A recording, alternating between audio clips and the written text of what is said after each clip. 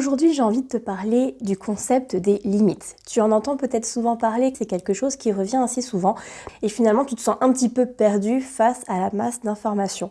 Alors contrairement aux idées reçues, lorsqu'on est dans une parentalité dite positive, bien sûr il y a des limites. Il y a des limites, il y a un cadre. On a souvent l'impression que la parentalité positive, il y a une absence de limites ou de cadre, mais c'est absolument faux. C'est juste la manière dont on va poser ce cadre et ces limites qui va être différente.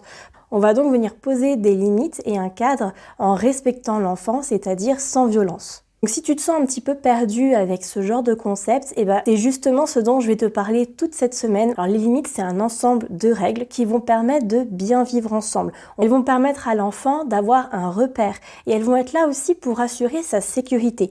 On va avoir donc plusieurs types de règles. On va avoir les interdits absolus, tout ce qui va être en lien avec la sécurité. Par exemple, attendre avant de traverser pour pas qu'il traverse tout seul. Il y a donc des choses qui sont absolues, qui sont non négociables. On va avoir les règles liées à la famille, donc ça on peut parfois aussi en discuter avec l'enfant pour avoir son avis. Ça peut être par exemple, on ne regarde pas la télé la semaine. Ça peut être une règle qu'on instaure dans notre famille.